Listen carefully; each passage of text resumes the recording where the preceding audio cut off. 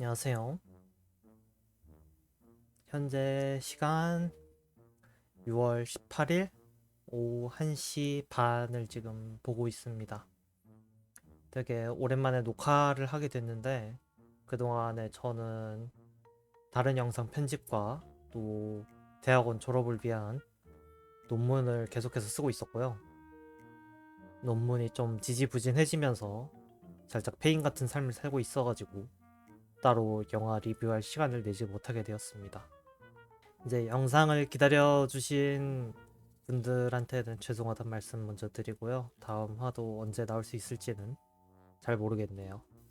아무래도 취미로 하는 유튜브다 보니까 현생까지 함께 챙기다 보니까 이런 일이 생기는 것 같습니다. 그래도 힘내서 이번에 영화 하나를 또 준비할 수 있게 되었는데요. 이번에는 이제까지 해왔던 광주극장에서 본 영화가 아니라 또 다른 시리즈였죠. 황금종려상 탄 영화 모두 보기를 한번 진행해 볼까 합니다. 왜냐하면은 광주극장에서 다음에 본 영화가 어떤 연작의 한 작품인데 연작 전체를 한번 다뤄볼까 해서요. 그러기 위해서는 그 전에 한번 다른 영화도 한번 보는 게 낫지 않을까라는 생각도 했고, 그리고 무엇보다 가장 최근에 본 황금종려상 영화로서 감상이 가시기 전에 한번 다뤄보는 게 좋겠다라는 생각도 들어서였습니다. 자, 그래서 저희가 오늘 볼 영화는 루벤 웨스틀룬드 감독의 더 스퀘어입니다. 저번에 슬픔의 상박형에서도 함께 리뷰를 했던 감독님이죠. 우연히도 제 채널에서 2번 이상 리뷰를 받은 첫 감독님이 되었는데 슬픔의 상박형 때 되게 평가를 박하게 드리기 때문에 이번에는 어떻게 내릴지 한번 기대해 보셔도 좋을 것 같군요. 이번에도 예고편이랑 같이 준비를 했으니까 함께 봐보도록 합시다.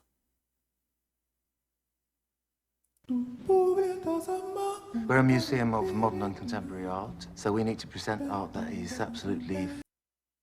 이제 영화의 시작이 바로 이 인터뷰 장면인데요. 미술관에 있는 큐레이터 분이신 주인공이 전시에 대해서 설명을 하고 있는 장면입니다. 사실 영화의 내용 자체는 상당히 쉬운 편입니다. 인간의 위선이라던가 뭔가 내로남불 같은 면모들 이런 거를 꼬집는 걸로 알려져 있는데 그만큼 거기에 대해서 다룬 다른 유튜브 채널도 많고, 근데 저는 이번 영화를 보면서 느꼈던 거는 예술이란 무엇인가 라는 데에 좀 더 방점을 뒀던 것 같아요. 그래서 이번에도 예술이란 무엇인가라는 거에 대해서 더 얘기를 해볼까 싶어요. 그런 의미에서 이번 예술 전시회에 대해서 얘기를 하는 이런 장면은 꽤 중요하다고 할 수 있죠. 그리고 저는 이런 장면에서 주인공의 성향이 가장 잘 드러난다고 생각을 합니다. 다른 사람들이 뭔가를 물어봤을 때 또 쉽게 설명해 줄 수 있는 그런 큐레이터의 역할이라고 할 수 있는 거죠. 그런 큐레이터의 역할을 잘 보여주는 인물이라고 이 첫 장면에서부터 보여주고 있는 것이죠. 그런 의미에서 봤을 때 예술이라는 거를 정의하기가 상당히 좀 난감해지는 면이 생기는 거죠. 뭔가 대중들한테 쉽게 다가갈 수 있는 예술이어야도 하지만 또 미술관에서 전시될 때 그만큼의 고급스러움도 어느 정도 갖추고 있어야 하지 않느냐라는 그런 물음들이 좀 겹쳐하는 지점이라고 생각을 해요. 그리고 그 교차 지점에서 주인공이 존재를 하고 있는 것이고요. 이제 뒤에서도 얘기를 하겠지만 주인공이 꼭 나쁜 인간이냐라는 것을 얘기하기에도 좀 애매한 경우가 이런 상황을 잘 드러내지 않나 싶어요. 주인공부터가 고급스러움, 그러니까 상류층의 것과 대중들 그 사이에 위치한 인물이라는 점이 어느 정도 감안해 볼 수 있는 점이란 거죠. The art of today. 네, 여기서 보시다시피 노숙인에 자기가 기분이 좋으면 노숙인에게 돈을 건네기도 하죠. 이런 점을 볼 때는 속까지 아주 썩은 인간은 아니구나라는 걸 좀 알 수 있습니다. The Square er en frizone, hvor tillid og omsorg råder. I den har vi alle lige rettigheder. 이제 작품이자 또 작품 내 전시의 캐치프레이즈인 더 스퀘어의 내용인데요. 여기에서 보면은 사람이 동등하다라는 게 얼마나 큰 환상인지라는 것을 보여주는 의도로서 좀 많이 언급이 되고 있어요. 작품 내에서 빈부격차라던가 이런 부분을 많이 다루고 있고요. 웨스트룬드 감독의 특기인 것 같아요. 좀 자본주의라던가 이런 부분을 깐다라는 거에 있어서 그런 면에서 볼 땐 감독의 입장이 가장 잘 드러난다. 그런 문장이라고 할 수 있을 것 같습니다. og forpligtelser.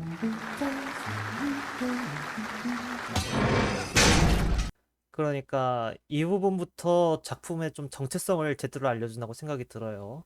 모가지가 날아가고 동상이 무너지고 이제 작품이 어떤 장르인지를 제대로 보여주는 장면이라고 할 수 있는 거죠. 바로 반타 블랙 코미디라고 얘기할 수 있을 겁니다. 비꼬맨 비꼬맨 비꼬을 더한 최대한의 비꼬을 담아서 당신의 자본주의를 깨트려 드립니다. 당신의 예술관을 깨트려 드립니다 하는 그런 선언이 돋보이는 장면이었어요.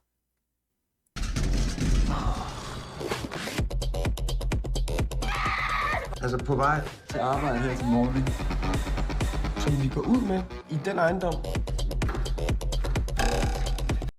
참 이런 거 보면 소탈하고 되게 뭔가 대중 친화적인 사람처럼 느껴지면서도 예술에 대해서 설명하고 계속해서 떠들어대는 그런 모습을 본다면은 아이러니한 인간이라는 점을 제대로 확인할 수 있죠.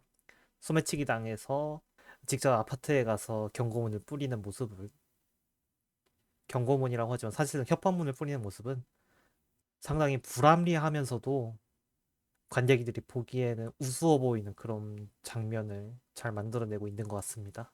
Do you remember what happened between us? What did it mean to you?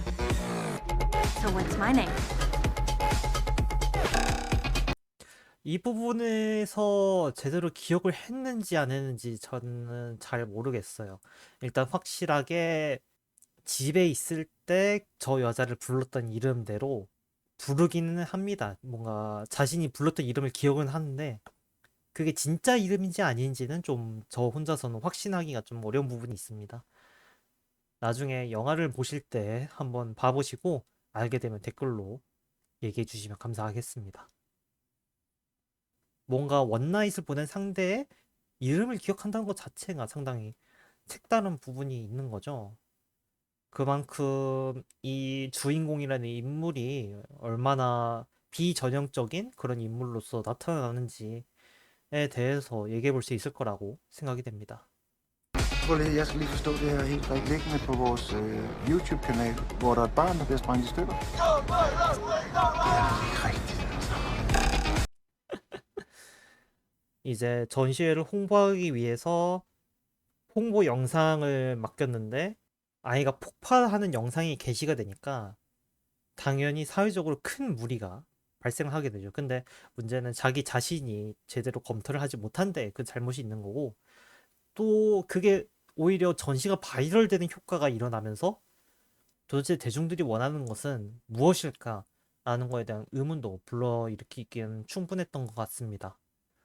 뭔가 예술적이고 알기 힘든 거를 대중들에게 충분히 주목을 끌 수 있도록 충격적인 방식을 선택했는데 그 편이 오히려 역효과를 일어나서 공격을 받게 됐지만 근데 또 한편으로는 대중들에게 관심을 얻을 수 있게 된 정말 모순되고 아이러니한 상황이 자꾸만 발생을 하는 것이죠. 이런 상황에서 저희는 작가가 어떤 거를 제대로 비판하고 싶은지에 대해서 좀 얘기를 할 필요가 생기는 것 같습니다. Hvordan er det, I opfører jer? 네, 아까 얘기했던 하루하루가 예술이다라는 것과 함께 이 영화에서 가장 유명한 연회장에서의 원숭이 연기 장면입니다. 사실 이것도 크게 보면은 한 사람의 위선, 무관심, 아니면 대중들의 위선, 무관심 이런 부분을 가장 크게 꼬집고 있긴 하지만 또 한편으로는 행위 예술이라는 게 하이 컬처와 결합이 되었으면서도 그걸 어떻게 깨부술 수 있는가에 대해서 얘기해 볼 수 있는 지점이라고 생각해요. 지속적으로 예술이 어디에 속하고 있는지에 대한 물음을 던지고 있다. 또 확인할 수 있는 거죠. 단순히 사람의 위선, 뭐 나락 감지 이런 거를 빼놓고 봐도 말이죠. 그런 요소를 둘 다 보여줄 수 있다는 점에서 이 원숭이 연기 장면이 작품 내에서 크게 영향을 주지 않음에도 불구하고 영화의 대표적인 장면으로 자리매김할 수 있지 않았을까 싶습니다.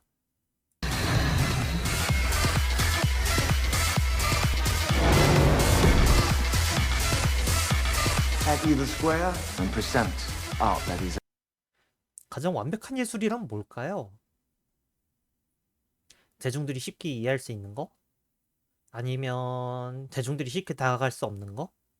큐레이터라는 그 사이에서 주인공은 어떤 선택을 하게 될까요?